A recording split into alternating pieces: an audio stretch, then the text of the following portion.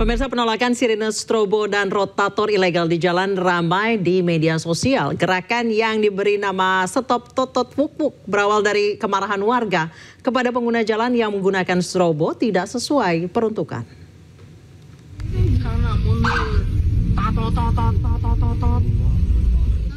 Media sosial diramaikan dengan gerakan yang meminta pejabat dan pengguna kendaraan untuk tak menyalakan sirine, strobo, dan rotator ilegal di jalan.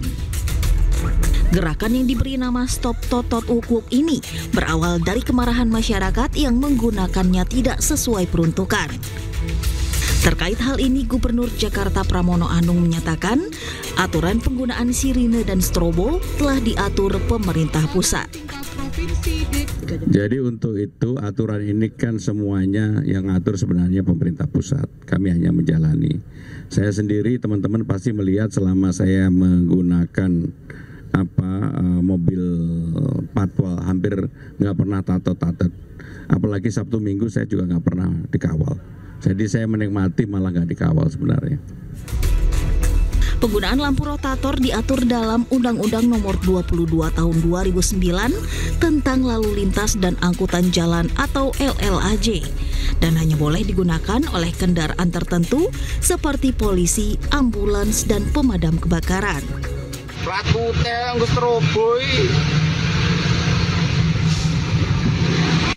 Penggunaan rotator pada mobil pribadi adalah ilegal dan dapat dikenakan sanksi tilang atau pidana 1 bulan dan denda Rp250.000. Tim Liputan iNews melaporkan. Sejumlah warga setuju dengan gerakan Stop Strobo Ilegal alias Stop Totot Wuk Wuk. Pasalnya penggunaan strobo ilegal yang tidak sesuai diperuntukkan dianggap mengganggu. Setuju sekali karena menurut saya itu sangat mengganggu di jalan. Karena pada saat di jalan itu kita butuh konsentrasi ya, perhatian ya. Jadi dan sudah ada aturannya juga, sudah ada undang-undangnya yang harus diutamakan siapa-siapanya seperti itu. Tentunya saya setuju ya, karena kalau misalkan dilihat dari urgensinya, kadang ketika lagi macet semua juga lagi nggak bisa gerak seperti itu. Sedangkan kalau misalkan strobo ilegal ini kan berarti dia memaksakan diri supaya dia diberikan jalan. Sedangkan kondisi di jalanan lagi macet dan semua orang ingin cepat seperti itu. Jadi harusnya lebih mengutamakan urgensi seperti yang darurat kayak ambulans seperti itu. Gimana nih Bapak, setuju atau enggak? Ya setuju, diberantas lah. Prinsipnya saya sangat tidak setuju. Karena sipil itu tidak baik lah. Kecuali ambulan ya. Ambulan ya ideal. Terus kalau pejabat juga ya paling ya maksimal RI1, RI2 kan gitu. Iya enggak? Iya.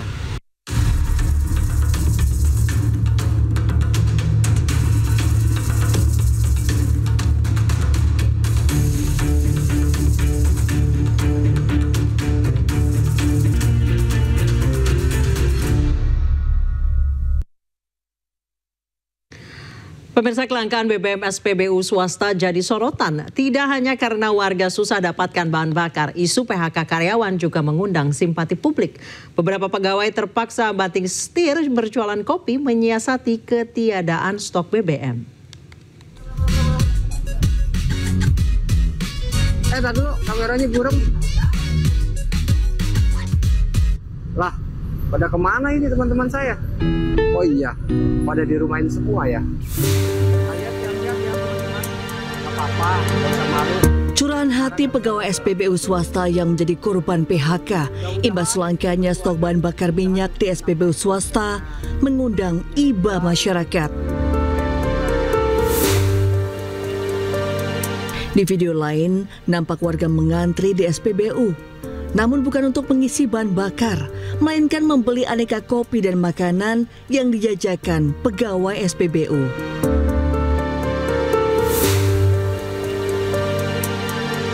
Bagi para karyawan, banting setir jualan kopi bukan soal kreativitas, namun karena ancaman PHK yang membayang jika kelangkaan BBM entah sampai kapan.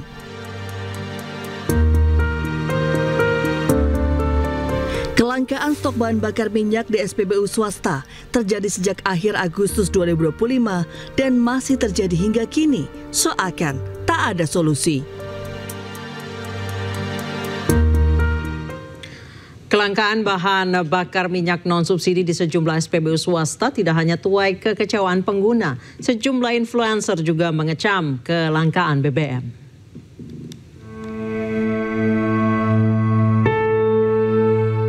Kelangkaan BBM non-subsidi di berbagai SPBU swasta tidak hanya menyulitkan konsumen, namun juga mengancam keberlangsungan hidup ribuan pegawai. Situasi memilukan ini menjadi viral di media sosial, bahkan menjadi perhatian dari para influencer yang kesulitan saat ingin mengisi bahan bakar non-subsidi di salah satu SPBU swasta di Jabodetabek. Gue lihat kan lagi viral banget tuh, katanya ada monopoli bensin lah apa gitu-gitu. Lo lihat bro-bro gue tuh, semangat banget sampai pada jual kopi. Ya Allah, beneran bensin kosong banget, say. Coba lihat bentar, gue zoom. Iya, Bunda aja nih gak bisa isi bensin. Gue sampai gak bisa isi bensin, guys. Di sini gue jadi hahaha doang nih. Beli kopi mau? Kopi gue mana? Sebentar lagi. Masih di edit. Masih di render kopi. Render masih dibikin. Mudah-mudahan cepat kembali ke awal lagi. Udah nggak ada, udah kosong semuanya, super V-Power kosong ya. Jadi kita kesini cuma numpang ke toilet tadi sama numpang sholat. Dan mungkin nanti kita akan beli di sel-selik untuk support lah ya, supaya teman-teman di sini tetap bisa melanjutkan gitu ya pekerjaannya. Kok ini stok BBM pada habis semua ya? Ada apa nih? Gue juga baru ngeh 2 hari yang lalu ada DM infonya kalau Shell itu bensinnya kosong di mana-mana. Dan akhirnya kemarin gue coba cek, bener aja. Gue coba ke Shell Ciawi kosong, Shell Yasmin lewat kosong juga, tapi di Shell Pajajaran ada nih. Dan dikonfirmasi juga oleh beberapa teman-teman yang lain di Instagram maupun di Expom swasta memang lagi pada. Banyaknya SPBU swasta kesulitan stok BBM tentunya membuat operasional terhenti dan ancaman pemutusan hubungan kerja bagi ribuan karyawan yang menggantungkan hidupnya sebagai pegawai SPBU swasta. Tim Liputan iNews melaporkan. Kelangkaan BBM di sejumlah SPBU swasta tuai polemik. Terkait hal tersebut, Kepala Staf Kepresidenan Muhammad Qodari tegaskan akan kaji kebijakan tersebut.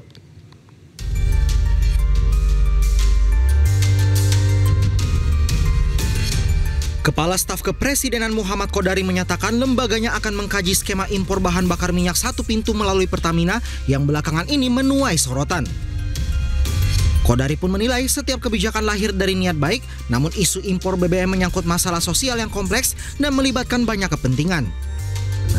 Nah, mohon waktu karena ini masih transisi dan ini juga isu relatif baru ya muncul di media. Kita mau kaji. Ya mudah-mudahan nanti kajian-kajian dari KSP ini bisa ya menjadi masukan, bila perlu pembanding, sehingga kadang-kadang begini, kebijakan itu berasal dan lahir dari suatu niat baik, tetapi karena ini masalah sosial yang kompleks, aktornya banyak, kadang-kadang ada implikasi-implikasi tertentu yang kurang diinginkan.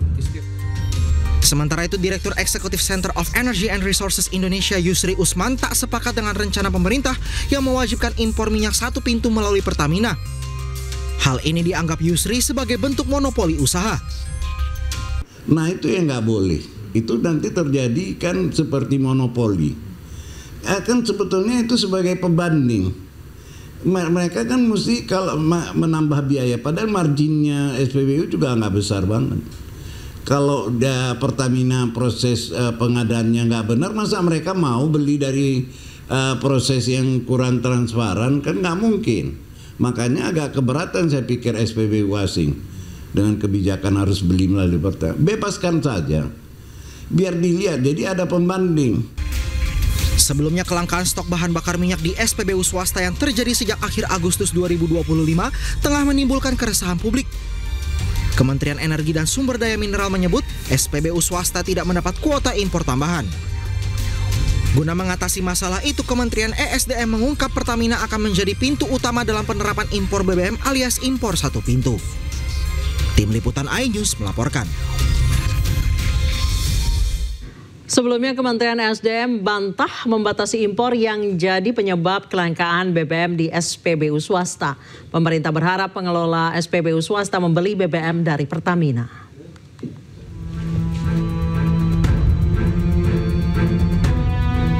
Pemerintah angkat bicara tentang kelangkaan BBM di SPBU milik swasta.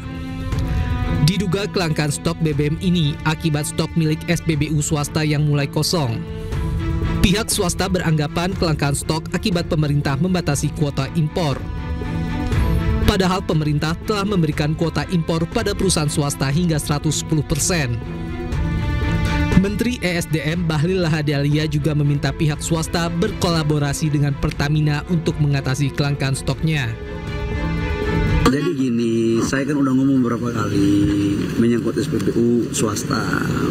Yang pertama, SPBU swasta itu sudah diberikan kuota impor 110% dibandingkan dengan 2024. Ini biar clear ya, kita sudah memberikan kuota impor 110%. Jadi sangatlah tidak tepat kalau dikatakan kuota impornya tidak kita berikan. Contoh, 2024 si perusahaan A mendapat 1 juta kiloliter. Contohnya, di 2025 kita memberikan kuota impor 1 juta kiloliter plus 10%. Berarti 1 juta 100 kiloliter. Nah, kalau masih ada kekurangan, kita minta untuk melakukan kolaborasi dengan Pertamina. Kenapa? Karena ini terkait dengan hajat hidup orang banyak. Cabang-cabang industri yang menyangkut hajat hidup orang banyak itu harus tetap dikontrol oleh negara. Supaya apa? Semuanya baik. Ya, gitu ya. Bagaimana Pak caranya Pak? Pekerja dari Shell dan lain sebagainya kan banyak yang di-layoff juga nih Pak. Sebenarnya mereka bisa melakukan kolaborasi dengan Pertamina. Dan kemarin saya sudah pimpin rapat dengan Pertamina dan wamen saya juga sudah pimpin rapat. Tapi nanti saya akan mengecek perkembangan terakhir dari tim yang kemarin saya bentuk untuk mengatasi. Kelangkaan stok bahan bakar milik swasta berdampak pada pengurangan karyawan. Sejumlah karyawan terkena PHK oleh SPBU milik swasta.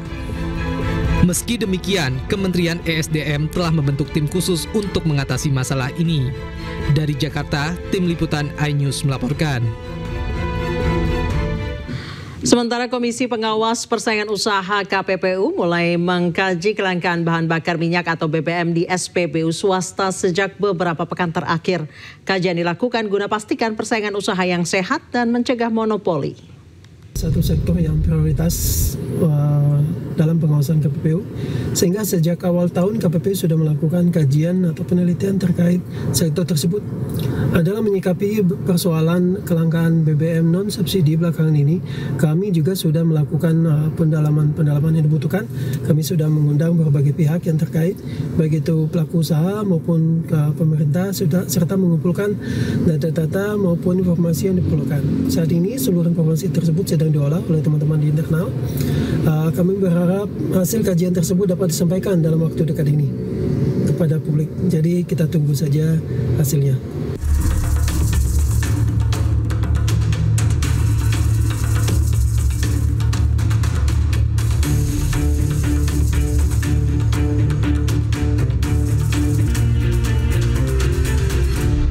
Kita ke informasi olahraga pemirsa. Persib Bandung harus puas berbagi poin kala menjamu Lion City Sailors di laga grup DAF C Champions League 2. Maung Bandung ditahan Lion City dengan skor 1-1. Selama 45 menit pertandingan, Persib belum berhasil merobek gawang Lion City Sailors. Tapi klub Singapura itu mampu tampil solid menjaga gawangnya dari kebobolan.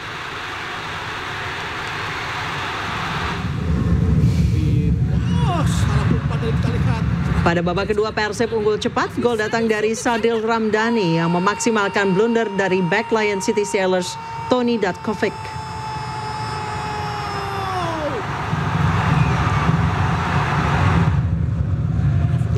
Namun menjelang akhir laga, Lion City mampu menyamakan kedudukan lewat Leonard Thay. Skor 1-1 menjadi hasil akhir laga. Hasil ini membuat posisi Lion City di posisi kedua dengan 1 poin sama dengan Persib, namun unggul head to head.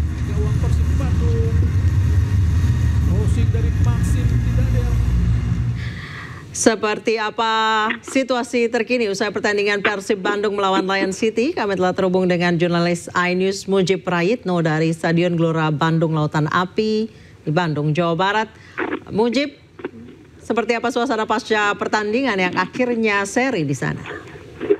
Ya, ada juga pemirsa pertandingan pertandingan yang berakhir dengan seri ini membuat sebagian besar bobotoh kecewa, dan tadi ada beberapa tradisi yang biasanya dilakukan oleh pemain Persib hampir dibatalkan. Namun bisa kita lihat bahwa tradisi shaking clap dan juga kebiasaan para pemain untuk mengelilingi stadion sudah dilakukan, dan baru saja para pemain masuk.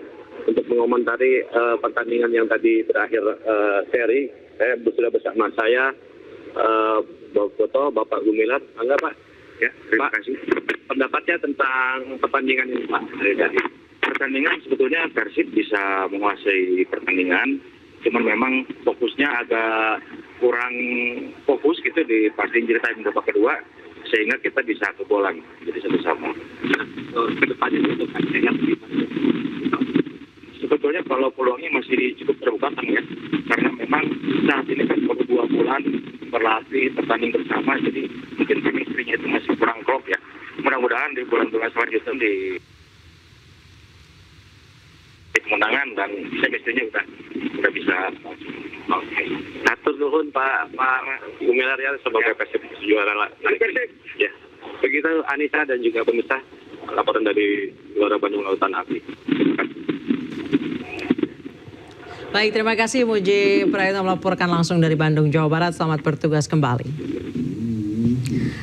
Kita ke informasi lain pemirsa, Kejaksaan Agung terus memburu tersangka Muhammad Riza Khalid yang hingga saat ini masih buron. Untuk menangkap Riza Khalid, Kejagung telah ajukan permohonan untuk menerbitkan red notice terhadap Riza Khalid kepada Interpol.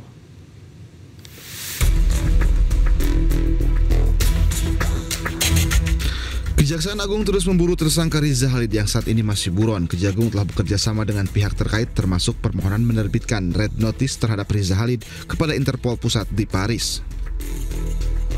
Saat ini sudah dalam proses permohonan red notice. Informasi terakhir dari NCB dari Indonesia sudah diteruskan ke pusat ke Lyon, Perancis. Tinggal kita menunggu kabar tindak lanjutnya dari Interpol Pusat yang berada di Lyon, Perancis. Benar, penyidik Gunung Udar tidak hanya berfokus bagaimana kita berusaha maksimal menghadirkan atau yang bersangkutan di Indonesia, tapi juga kita berusaha paralel dengan itu untuk penyidik menelusuri aset-asetnya dalam rangka pemulihan kerugian negara. Dalam kasus ini, tim penyidik Jaksa Agung Muda Tindak Pidana Khusus Jampitsus Kejaksaan Agung menyita aset milik Muhammad Riza Khalid. Aset yang disita berupa tanah dan bangunan seluas 6.500 meter di perumahan Rancamaya Golf Estate Bogor, Jawa Barat. Penyitaan atas putusan Pengadilan Negeri Bogor. Kepemilikan aset tersebut bukan atas nama Riza Khalid, namun atas nama perusahaan. Riza Khalid dan 8 orang lainnya menjadi tersangka atas kasus dugaan korupsi dan pencucian uang kasus tata kelola minyak mentah dan produk kilang pada Pertamina Subholding. Sebagai pemain lama dalam bisnis migas dan dekat dengan penguasa, Riza Khalid dikenal licin. Walaupun namanya sering terlibat dalam berbagai kasus korupsi, tapi ia kerap lolos dari jerat hukum. Tim Liputan iNews melaporkan. Jaksa Pengacara Negara JPN tidak lagi dampingi Wakil Presiden Gibran Rakabuming Raka dalam hadapi gugatan perdata Rp125 triliun di Pengadilan Negeri Jakarta Pusat. Putra sulung Presiden ke-7 Republik Indonesia Joko Widodo tersebut digugat atas sekolahnya di jenjang SMA yang tidak lulus di Indonesia.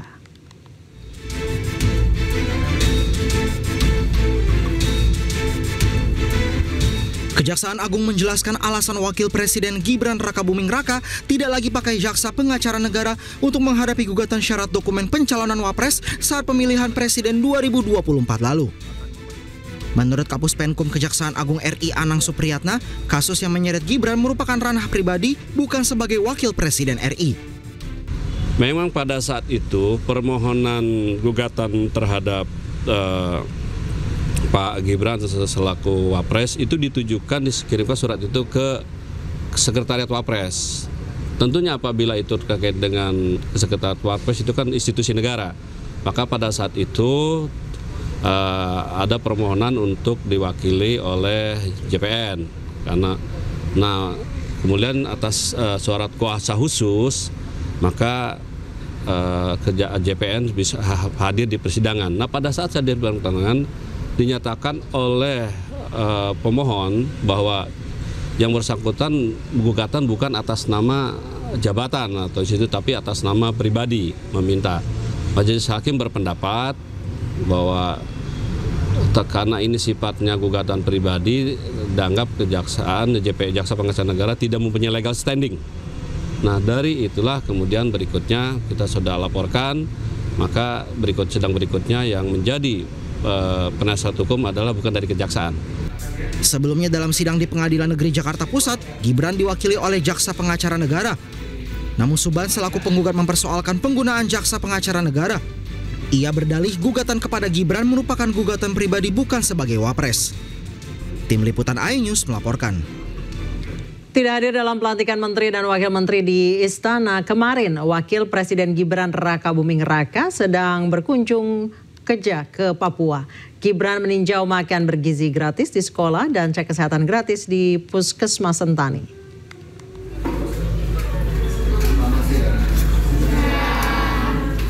Wakil Presiden Gibran Rakabuming Raka kunjungi SMP Negeri 2 Sentani, Jayapura untuk meninjau langsung pelaksanaan program makan bergizi gratis. Kehadiran Gibran disambut penuh sukacita para siswa yang sedang menikmati makan bergizi gratis. Sebelumnya Presiden Prabowo Subianto melantik menteri hingga wakil menteri di Istana Negara Jakarta pada Rabu kemarin. Untuk kedua kalinya dalam pelantikan menteri dan wakil menteri tidak dihadiri Wakil Presiden Gibran Rakabuming Raka. Menanggapi hal tersebut, pihak Istana melalui Menteri Sekretaris Negara Prasetyo Hadi menjelaskan Gibran tengah berada di luar kota sehingga tak bisa hadir dalam acara pelantikan menteri wakil menteri. Mas Gibran nggak datang kemana? Oh iya, Mas. Diketahui Presiden Prabowo Subianto melantik sejumlah pejabat baik menteri, wakil menteri, kepala badan, wakil kepala badan, hingga penasihat khusus di Istana Negara. Tim Liputan iNews melaporkan. Polda Metro Jaya temukan 2 orang hilang dalam unjuk rasa berujung ricuh pada Agustus lalu. 2 orang ditemukan jadi nelayan di Kalimantan Tengah dan jualan mainan di Malang, Jawa Timur.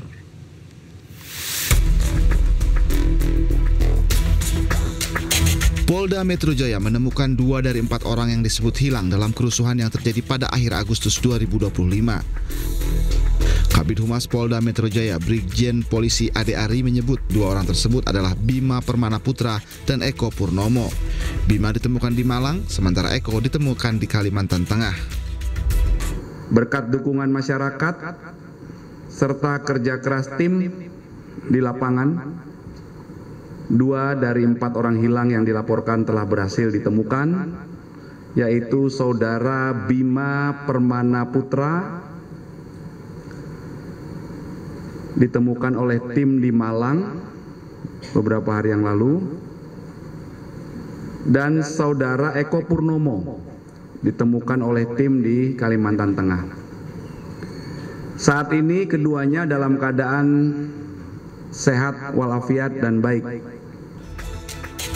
Brigjen Ade Ari juga menjelaskan Eko ditemukan di Kalimantan Tengah dan beralih profesi menjadi nelayan, sementara Bima tengah berjualan mainan di Malang, Jawa Timur. Eko dan Bima meminta maaf karena telah membuat orang tua mereka khawatir. Dari Jakarta, Tim Liputan iNews melaporkan.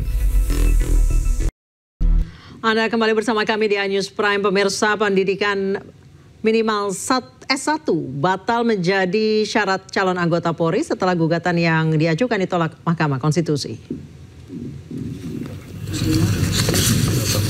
23 Romawi 2025. Putusan nomor 52 PU 23 Romawi 2025, putusan nomor 56 PU 23. Dalam sidang yang digelar Rabu 17 September 2025, Mahkamah Konstitusi resmi menolak gugatan uji materi yang meminta syarat pendidikan minimal S1 bagi calon anggota Polri. Mahkamah menilai para pemohon tidak memiliki kedudukan hukum untuk mengajukan gugatan ini. Gugatan diajukan oleh advokat Leon Maulana Mirza Pasha dan mahasiswa Zidan Zarian Kemal Pasha. Para pemohon beralasan peningkatan batas minimum pendidikan calon anggota polisi dapat meningkatkan kualitas dan kinerja kepolisian, khususnya dalam pemahaman hukum. Menyatakan permohonan para pemohon nomor 45 Pengujian Undang-Undang Nomor 2 Tahun 2002 tentang Kepolisian Negara Republik Indonesia, permohonan nomor 133 PU 23 Romawi 2025. Dengan demikian tidak ada keraguan bagi Mahkamah untuk menyatakan pemohon 1 dan pemohon 2 selanjutnya disebut para pemohon tidak memiliki kedudukan hukum untuk bertindak sebagai pemohon dalam permohonan aku. Wali Kota Prabu Mulih Arlan menyambangi kediaman Roni Ardiansyah, Kepala SMPN 1 Prabu Mulih serta menyampaikan permintaan maaf. Arlan juga memberikan sepeda motor listrik masing-masing untuk Roni dan satpam sekolah yang sempat dipecat olehnya. Pak Ageng, siap.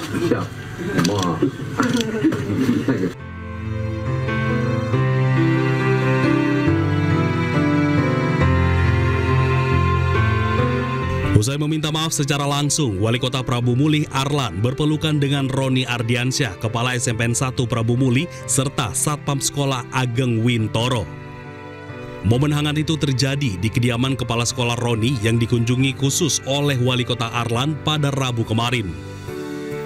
Dalam momen itu, Wali Kota Arlan juga menegaskan bahwa mutasi Kepala Sekolah Roni dan Satpam Ageng dari SMPN 1 Prabu Mulih belum pernah dilakukan karena tidak ada surat keputusan resmi terkait pemindahan keduanya. Sementara Kepala Sekolah Roni menyatakan telah memaafkan Wali Kota Arlan serta menjadikannya pelajaran penting dan sebagai motivasi untuk bekerja lebih baik lagi. Dikunjungi oleh Bapak Wali Kota Prabu Mulih beserta rombongan dengan niat baik beliau menyampaikan permohonan maaf atas kejadian dalam beberapa hari ini. Insya Allah dengan ikhlas juga saya sebagai makhluk Tuhan dengan segala kelemahan memaafkan, dan insya Allah ini juga akan menjadi motivasi saya ke depan untuk lebih baik lagi. Tidak hanya meminta maaf, Arlan juga membawa hadiah motor listrik masing-masing untuk Kepala Sekolah Roni dan Satpam Sekolah Ageng untuk digunakan dalam kegiatan sehari-hari. Dengan demikian, Wali Kota Arlan dan Satpam Ageng tetap bertugas di SMPN 1 Prabu Mulih.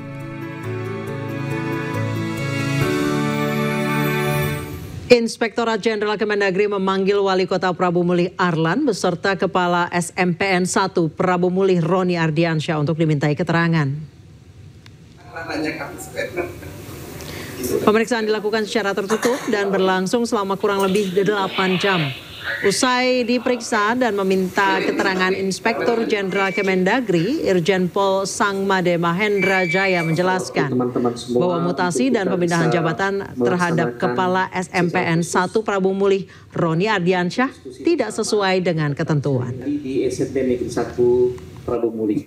Hasil pemeriksaan mutasi atau pemindahan jabatan Saudara Roni Ardiansyah, Kepala SMP Negeri 1 Prabu Mulih, tidak sesuai dengan ketentuan pasal 28 Peraturan Menteri Pendidikan Dasar dan Menengah Nomor 7 Tahun 2025 tentang penugasan guru sebagai kepala sekolah, dan juga mekanisme pemberhentian kepala sekolah tidak dilakukan melalui aplikasi SIM KSP STK atau Sistem Informasi Manajemen Kepala Sekolah, Pengawas Sekolah, dan Tenaga Kependidikan. Adanya kejadian ini saya ambil satu hikmahnya, dan saya mengucap permohonan maaf kepada Bapak Roni, Kepala Sekolah SMP Negeri 1, yang mana atas kesalahan saya sudah menyadari. Wali Kota Prabu Mulih dengan segala kerendahan hatinya telah bersilaturahmi ke rumah saya, kembali merangkul saya, dan alhamdulillah juga saya sampaikan bahwa masalah yang telah terjadi insya Allah telah selesai, dan saya juga dengan segala kerendahan hati mohon maaf untuk mungkin hal yang sempat terangkat di media dan juga di media sosial, dan insya Allah saya berdoa untuk kedepannya saya lebih bisa baik lagi. Pemirsa, drama pencopotan Kepala Sekolah SMP Negeri 1 Prabu Mulih Sumatera Selatan Roni Ardiansyah akhirnya berakhir. Kini Roni Ardiansyah kembali ke jabatannya dan disambut gembira oleh para siswa dan guru.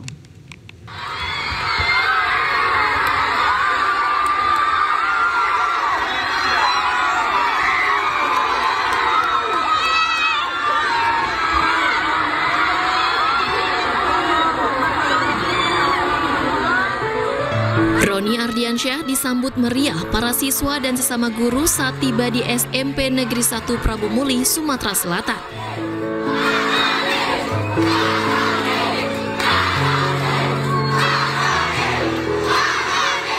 Mereka berbaris dan bersorak riang gembira saat kendaraan yang ditumpangi Roni masuk sekolah.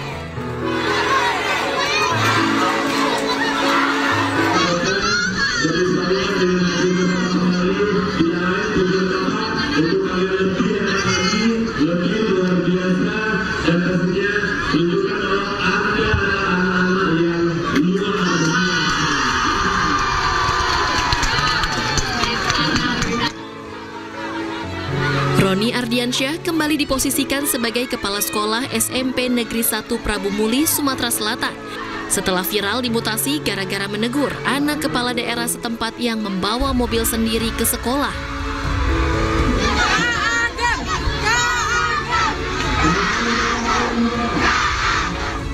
Tidak hanya para siswa yang senang, petugas keamanan Ageng Wintoro ikut senang karena dapat kembali bekerja di sekolah.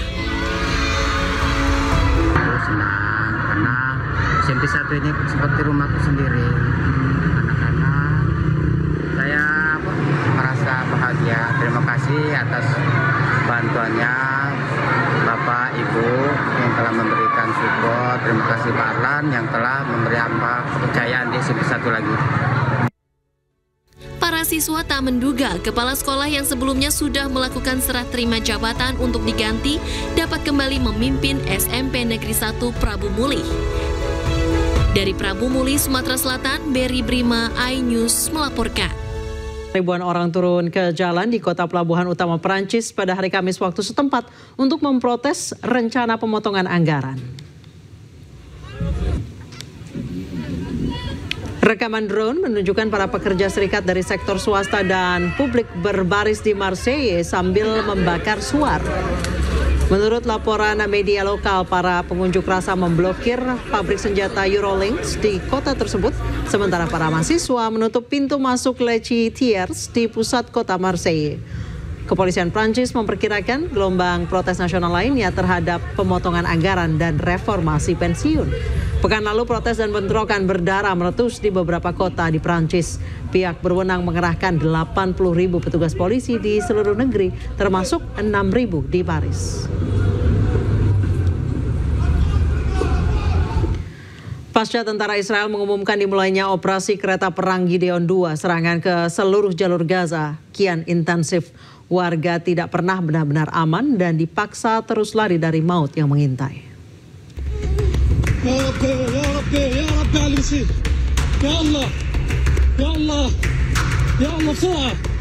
Serangan-serangan brutal yang dilakukan oleh Israel beberapa waktu kebelakang semakin intensif pasca dimulainya operasi kereta perang Gideon II. Sebuah video menunjukkan momen seorang pria berlarian bersama anak-anak dan anggota keluarganya saat pesawat Nir Awak atau drone Israel menyerang sekolah Al-Nil di kawasan Tel Al-Hawa, barat kota Gaza. Israel juga menargetkan sekolah Abu Helo di kamp pengungsi Al-Buresh menggunakan rudal. Seorang anak perempuan nampak berlari untuk menyelamatkan diri dari serangan udara tersebut. Tak hanya sekolah, tenda-tenda pengungsi dan permukiman warga, Israel turut menargetkan area sekitar rumah sakit. Warga tak pernah benar-benar aman dan dipaksa terus lari dari maut.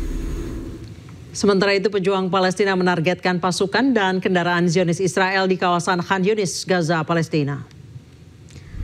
Brigade Al-Quds merilis rekaman saat para pejuang Palestina meluncurkan sejumlah peluru mortir ke pasukan Israel. Mereka menargetkan tentara dan kendaraan militer Israel yang menerobos masuk ke kawasan Khan Yunis, Gaza. Hal ini merupakan bagian dari rangkaian operasi Tongkat Musa sebagai bentuk perlawanan ke Zionis Israel yang terus membombardir kota Gaza. Polisi Zionis Israel menghancurkan 40 rumah Palestina di desa Arab Al-Sir di Gurun Negev. Peristiwa ini memicu bentrokan dengan penduduk yang mencoba melawan operasi tersebut. Dan pemirsa, usai sudah kebersamaan kita dalam iNews Prime hari ini. Temukan informasi terbaru lainnya di www.inews.id. Dan cuplikan tayangan berita iNews dapat Anda saksikan di kanal YouTube @official iNews. Sesaat lagi rekan saya Gede Satria akan hadir dalam program iNews Malam. Mewakili teman-teman yang bertugas, saya Anisha Dasuki pamit. Sampai jumpa di lain kesempatan.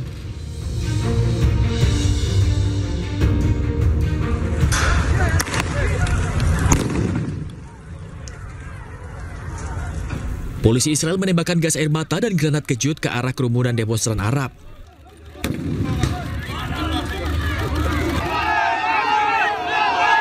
Petugas juga menyerang demonstran dan membakar rumah yang memicu bentrokan.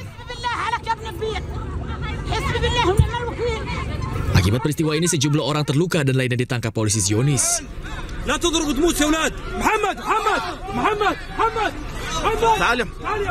Penjajah Israel tidak mengakui 40 desa yang dihuni 55.000 orang Badui Palestina di Gurun Negev. Ada sekitar 1,6 juta orang Arab di Israel yang mencakup sekitar 20% dari populasi negara tersebut.